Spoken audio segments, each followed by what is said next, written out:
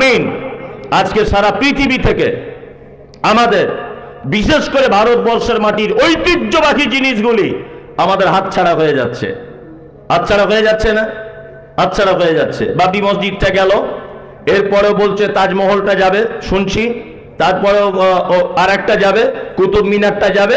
এইভাবে দেখবেন আস্তে আস্তে আস্তে আস্তে আস্তে সব হাতছাড়া হয়ে যাচ্ছে।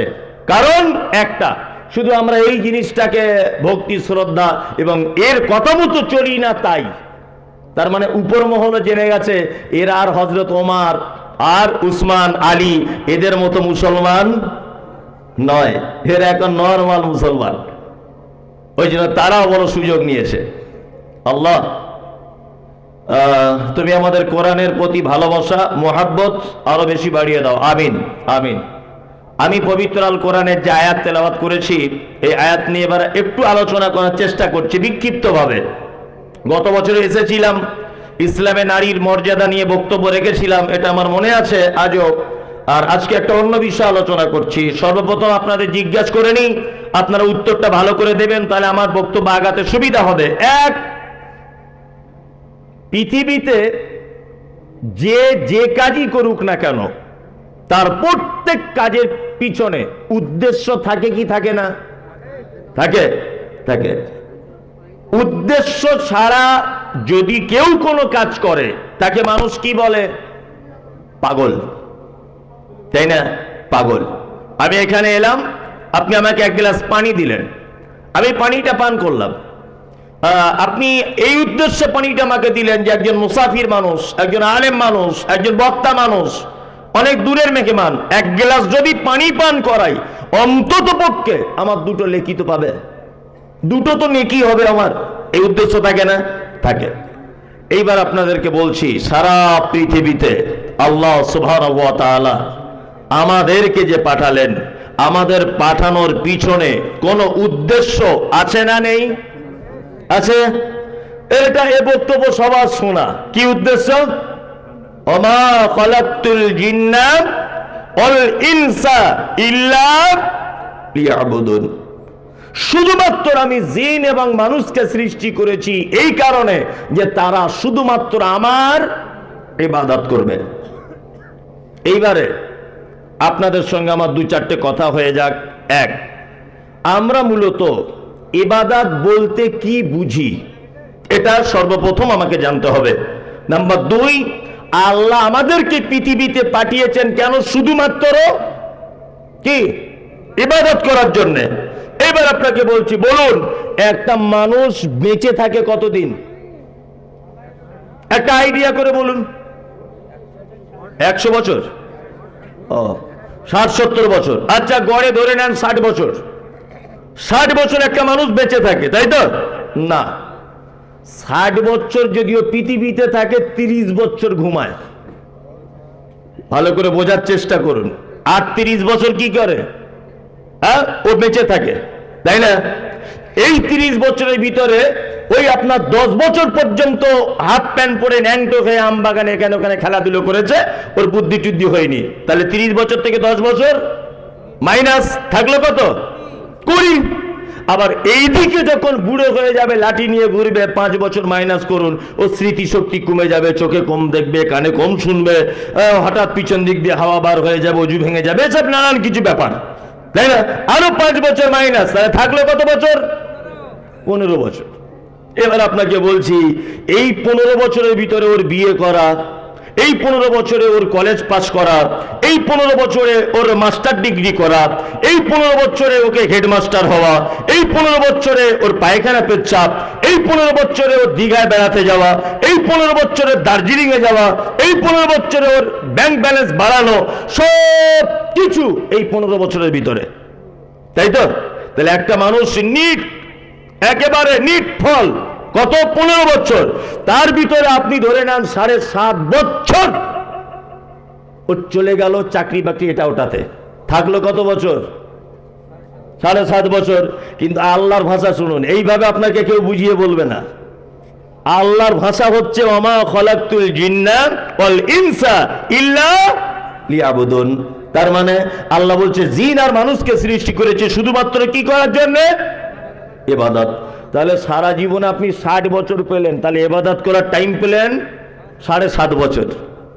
তাহলে বাকি বছরগুলো তো তাহলে মারাত্মক বিপদ হয়ে যাবে। বিপদ হয়ে যাবে কি যাবে না? বিপদ। আসলে ব্যাপার ওটা নয়, ভয়ের কিছু নেই। আমরা ইবাদত এটা কাকে বলে এটা আমরা বুঝি না।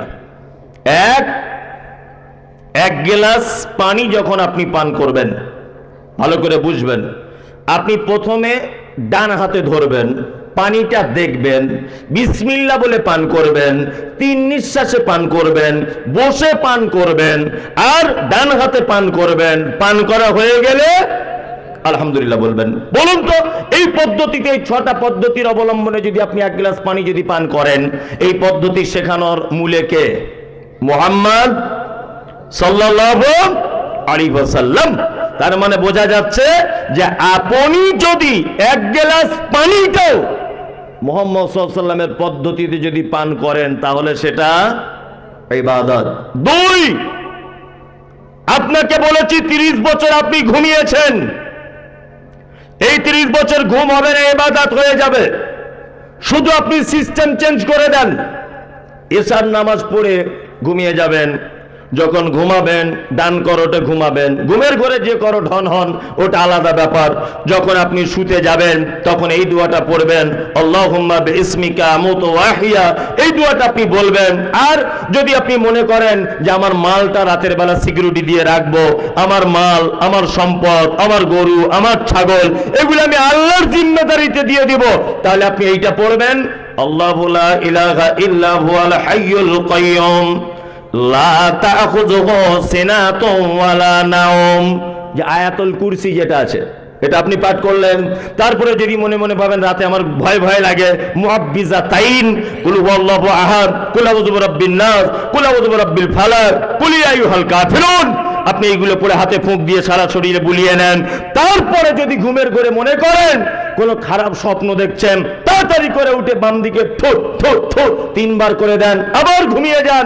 ঘুম থেকে ওঠার সময়তে সর্বপ্রথম উঠে আপনি আপনার কোনো জিনিসে ছোঁয়ার আগে, কোনো জিনিস করার আগে, কোনো কিছু খাওয়ার আগে আপনার হাতটা কবজি পর্যন্ত ধৌত করে নেন। কারণ আপনার রাতের বেলা হাত কোন জায়গায় ঢুকে বসেছিল এটা তো আপনি জানেন না। হয়তো ভিতরে হাত দিয়ে চুলকে দিয়েছেন, হয়তো হতে পারে, আপনি তো জানেন না। ওই জন্য মুহাম্মদ সাল্লাল্লাহু আলাইহি ওয়াসাল্লাম বলেছেন, আগে তুমি উঠে তোমার হাতটা কবজি পর্যন্ত ধোও, তারপরে ফজরের সালাত আদায় করো। আর হাত ধোয়ার আগে তুমি যখন উঠে এরকম যখন করছো, সাথে সাথে দোয়া পড়ে দাও, কি আলহামদুলিল্লাহিল্লাযী ইয়াহইয়ানা বা'দা মা আমাতানা ওয়া ইলাইহিন নুশুর। এই দোয়াটা বলে নেন যতক্ষণ পর্যন্ত আপনি ঘুমালেন। এই পদ্ধতিটা যদি আপনি মেনে ঘুমাতে পারেন, তাহলে আপনার ঘুমটাও ইবাদত। বুঝাতে পেরেছি তাহলে ইবাদত কি? এই দেখুন, আপনাকে আর একটা কথা বলি, গাঁঠের নিচে কাপড় পরা সুন্নত না উপরে পরা সুন্নত? উপরে পরা সুন্নত। আপনি কালকে যখন দর্জির কাছে প্যান্ট কাটতে যাবেন, তখন আপনি দর্জিকে বলবেন যে দর্জি ভাই, গাঁঠের অন্তত 2-3 আঙ্গুল উপরে আমার প্যান্টটা রাখবে। দর্জি যদি বলে কেন, আপনি বলুন এই রকম ভাবে প্যান্ট পরার কথা বলেছেন মুহাম্মদুর রাসূলুল্লাহ সাল্লাল্লাহু আলাইহি ওয়াসাল্লাম। তার মানে আপনি যদি নবীজি বলেছেন বলে প্যান্টটা ওইভাবেই যদি পড়েন, অবশ্যই ওটা ইবাদত। কি বললাম বুঝলেন? সর্বক্ষেত্রে গোলামি অর্থাৎ মান্যতা। গোলামি মানে কি? মান্যতা। আল্লাহ যেভাবে বলেছেন সেইভাবে চলা, যেটা নিষেধ করেছেন সেটা থেকে দূরে থাকা, নবী যেভাবে বলেছেন সেভাবে চলা, নবী যেভাবে নিষেধ করেছেন সেটা তার থেকে বিরত থাকা, এর নাম গোলামি, দাসত্ব। তাহলে আমাদের মূল উদ্দেশ্য পৃথিবীতে পাঠানো কি? রবের হুকুম এবং আহকাম মেনে চলা। মুসলিম এরা কারা? মুসলিম মানে কি? মুসলিম হচ্ছে সেই আত্মসমর্পণ, মানে প্রত্যেক ব্যাপারে সমস্ত কিছুর নিয়ম কানুন কার পদ্ধতিতে করবে? রবের পদ্ধতিতে। আচ্ছা, আমরা মানুষ অনেক সময় বদমাইশি করলে কি বলি? তুই গরু হয়ে গেলি, বলি না? বলি কি বলি না? আমার মনে হয় কোনো মানুষকে গরুর সঙ্গে তুলনা করলে, আর এইটা যদি গরুরা যদি বুঝতে পেরে যেত, তা আপনার নামে কেস করে দিত। কারণ গরুর থেকে তো মানুষ আরো খারাপ, তা আপনি ওর সঙ্গে কেন তুলনা করলেন? হ্যাঁ, মুসলিম মানে মুসলিম হচ্ছে সেই যে তার রবের আদেশ আর নিষেধ মেনে চলে, একে মুসলিম। তাহলে আমি তো মনে করি গরু, ছাগল, হাঁস, মুরগি এরা সব থেকে বড় মুসলমান, এরা কিন্তু মুসলিম। আপনি আপনাদের গ্রামের গরুগুলো কি জীবনে দেখেছেন যে কারোর বিয়ের প্যান্ডেলের তলায় গিয়ে হাম হাম করে গোস্তের হাঁড়ি থেকে গোস্ত খেয়ে নিচ্ছে? দেখেছেন? না। আল্লাহকে বলে দিয়েছে তুই তৃণভোজী প্রাণী, মাঠে চলে যা, ঘাস খা, তাই না? জি। আর বাঘকে বলে দিয়েছে যে তুই হরিণ টরিণ মেরে ধরে খেয়ে নিবি, তোর মাংস খাওয়ার প্রয়োজন। তিন, আপনি কোনোদিন দেখেছেন যে আপনাদের পাড়ার কুকুরগুলো সব একজোট হয়ে ওই বেগুনের জমিতে গিয়ে সব বেগুন খেয়ে নিচ্ছে? ও খেতে পাবে না, মরে যাবে, তবু আপনার ফল খেতে যাবে না। কারণ আল্লাহ ওকে এই জন্য পাঠিয়েছে পৃথিবীতে, মানুষ যেটা নষ্ট করবে, দুর্গন্ধ হবে, ওটা তুই চ্যাট করে মেরে দিবি। ভালো করে বুঝবেন। তার মানে বোঝা যায় পৃথিবীতে অন্যান্য প্রাণীদের যা সিস্টেম উপর থেকে তাদেরকে দেওয়া হয়েছে তার বাইরে তারা চলতে পারে না। শুধু রবের আইন অমান্য করে পৃথিবীতে একটা প্রাণী, তার নাম মানুষ। সুন্দরবনে কোনো থানা আছে যে বাগে বাগে মারামারি হয়, থানায় কেস করতে হয়? না। সমুদ্রের তলাতে আছে জেলখানা, যে নীলতিমি মাছ আর পুঁটি মাছ মারামারি করেছে নিয়ে জেলখানায় ভর্তি আছে নীলতিমি 4 মাস, ব্যাপার আছে? না। এই জেলখানা, পুলিশ প্রশাসন এসব কি থাকতো যদি মানুষ এইটা যদি মেনে চলতো? থাকতো না। তার মানে বোঝা যায় রব আমাদেরকে পৃথিবীতে পাঠিয়েছেন এই কারণে যে তারা শুধুমাত্র আমার গোলামি করবে, ইবাদত করবে। আর একটা কথা বলি, শুধু যে ইবাদত করবে এটা 100%, কিন্তু আমাদেরকে আর একটা জায়গা ভুলে গেলে হবে না।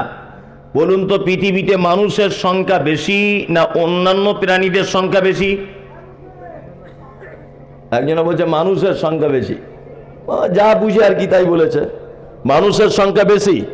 আপনার বউকে বলবেন কাল সকালবেলা যে 4টা চিনির দানা ওই আমাদের বিছানার চাদরের পাশে ফেলে দাও, দেখবেন 4000 পিপিলিকা ছোটাছুটি করছে, তাই না? আপনার বাড়িতে 4 জন থাকেন, মশারি টাঙিয়ে ঘুমান না? মশারি নিশ্চয়ই 4টে নয়, মশা নিশ্চয়ই 4টে নয়, কিন্তু মশারি 4 জনাই টাঙান, তার মানে হাজার হাজার মশা আপনার বাড়ি ভর্তি, তাই না? আচ্ছা বলুন, মানুষ ছাড়া পৃথিবীর অন্যান্য যত প্রাণী আছে সব প্রাণী আল্লাহর ইবাদত বন্দেগী করে কি করে না? ইউসাব্বিহু লিল্লাহি মা ফিস সামাওয়াতি ওয়া মা ফিল আরদ। আসমান জমিন জলস্থলে পাহাড় পর্বতে যে যেখানে যে অবস্থায় যেভাবে আছে তারা সবাই আল্লাহকে ডাকে। আমরা হয়তো ভাবি শিয়াল হুক্কা হু বলছে মানে হয়তো কানছে না, এমনও হতে পারে ও হুক্কা হু মানে আল্লাহকে ডাকছে। মোরগ ভোরবেলাতে কুহু কুহু করে ডাকে, আমরা হয়তো ভাবি তার খিদা পেয়েছে না, হতে পারে সে তার ভাষাতে আমার আল্লাহকে ডাকছে। আপনার অন্যান্য গরু হুম্বা বলে ডাকছে ভোরবেলাতে, আমরা মনে করি মনে হয় খিদার জ্বালায় ডাকে, তা নয়। হয়তো এরকম হতে পারে সে তার রবকে নিজের ভাষাতে ডাকছে। আল্লাহ বলছেন ইউসাব্বিহু লিল্লাহি মা ফিস সামাওয়াতি ওয়া মা ফিল আরদ। সারা পৃথিবীতে জমিনে আসমানে পাহাড় পর্বতে যেখানে যেভাবে যারা আছে তারা সবাই আমাকে ডাকে। ডাকে কি ডাকে না? ডাকে। ফেরেশতারা আল্লাহকে ডাকে? ডাকে। তা আমি একটা কথা জানতে চাইছি যে ফেরেশতারা আল্লাহর ইবাদত করে, হাঁস মুরগি গরু ছাগল আর সমুদ্রের তলার কোটি কোটি কোটি কোটি প্রাণী আল্লাহর ইবাদত করে, করে না? এতেও আল্লাহর মনোভূত হলো না। আমার আপনার মতো এই যে চোর গুন্ডা 2 নম্বরই পরে টাকা মেরে খাওয়া এইসব লোকগুলোকে পাঠানো হলো কেন? ওরা তো 24 ঘন্টা ইবাদত করছে, তা আমাদের পাঠানো হলো কেন? আসলে আমাদের দ্বারাতে আমার রব যে কাজটা করবেন এই কাজ পৃথিবীর অন্য কোন প্রাণীর পক্ষে সম্ভব নয়। আল্লাহ তাআলা পবিত্র আল কোরআনে বলেন পৃথিবীতে মানুষকে পাঠানোর দ্বিতীয় উদ্দেশ্য হচ্ছে এই, সারা পৃথিবীর সমস্ত মতদর্শ, সমস্ত নিয়ম কানুন, সমস্ত পদ্ধতি, সমস্ত বিধান তার থেকে কোরআনের বিধান শ্রেষ্ঠ, আমার ইসলাম শ্রেষ্ঠ, এইটা প্রমাণ করার জন্য বান্দা পৃথিবীতে তোমাদেরকে পাঠানো হয়েছে, যেটা গরুর পক্ষে সম্ভব নয়, ছাগলের পক্ষে সম্ভব নয়, হাঁস মুরগির পক্ষে সম্ভব নয়। তাহলে আমাদেরকে পাঠানো হয়েছে কি? সারা পৃথিবীর সমস্ত নিয়ম কানুন পদ্ধতির থেকে ইসলাম শ্রেষ্ঠ, এইটা প্রমাণ করার জন্য পৃথিবীতে মানুষকে পাঠানো হয়েছে। এইবার আপনাকে একটা কথা বলি, আচ্ছা ইসলাম কি সত্যি শ্রেষ্ঠ? শ্রেষ্ঠ ইসলাম? শ্রেষ্ঠ নয়। ইসলাম যে কত শ্রেষ্ঠ সত্যি আপনি অবাক হবেন। আমি দুটো একটা তথ্য আপনাদেরকে দিচ্ছি, শুনে রেখে দেন। এক, মানে এগুলো যখন পড়ি আর কি, তখন অবাক হই ইসলাম কত সাবলীল, কত সত্য, কত চিরন্তন একটি জীবন ব্যবস্থা এবং কত বিজ্ঞানসম্মত। আল্লাহ নবী সাল্লাল্লাহু আলাইহি ওয়াসাল্লাম বলেছেন, গাঁটের উপরে কাপড় পরো, বলেছেন না? হ্যাঁ।